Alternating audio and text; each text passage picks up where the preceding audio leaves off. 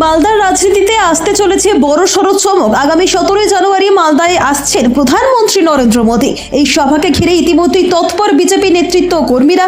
মঙ্গলবার সকাল থেকে প্রধানমন্ত্রীর সভায় সাধারণ মানুষের অংশগ্রহণ নিশ্চিত করতে মাঠে নেমেছেন উত্তর মালদার সাংসদ খগেন মুর্মু। তার সঙ্গে ছিলেন মালদা কেন্দ্রের বিজেপি বিধায়ক গোপাল চন্দ্র সাহা সহ অন্যান্য বিজেপি নেতাকর্মীরা। পুরাতন মালদা শাহাপুর কালীতলা বাজার এলাকা থেকে শুরু হয় আমন্ত্রণপত্র বিলির কর্মসূচি।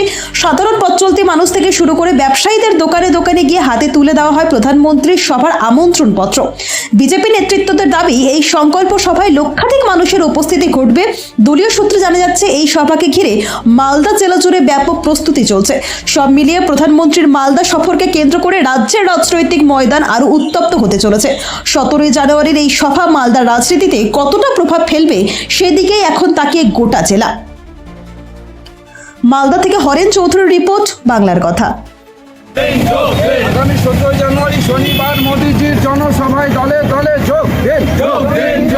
আগামী 17 জানুয়ারি শনিবার সংকল্প সভায় দলে দলে যোগ দিন।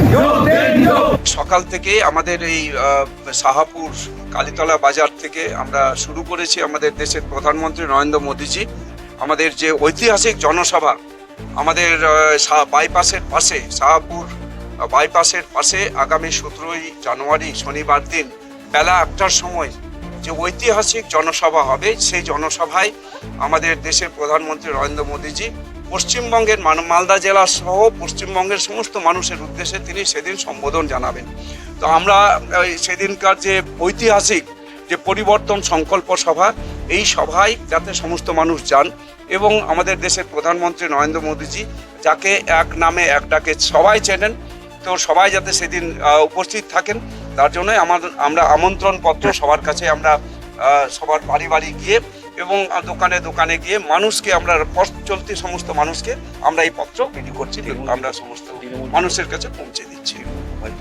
তৃণমূল কংগ্রেসের ভয় মানে কি? ওরা ভয়ে আজকে ওরা হচ্ছে কম্পমান, ওরা আজকে কাঁপছে। যে ওরা দেখছে যে আমাদের পশ্চিম বাংলায় যেভাবে মানুষ ঐক্যবদ্ধ হয়েছেন, একসাথে সবাই আজকে তৃণমূল কংগ্রেসের বিরুদ্ধে ভোট দেওয়ার জন্য প্রস্তুত। 2026-এর নির্বাচন তৃণমূল কংগ্রেসের বিসর্জন। আজকে এই বিসর্জন দেওয়ার জন্য প্রত্যেকটা মানুষ তারা তৈরি হয়ে আছেন। সুতরাং শুধু সময়ের অপেক্ষা। তাই তৃণমূল কংগ্রেস ভয় পাচ্ছে, এখন ভয়ে উল্টাপাল্টা বলছে, আবোল তাবোল বকছে, পাগলের প্রলাপ তারা করছে, এটাতে কোনো লাভ হবে না।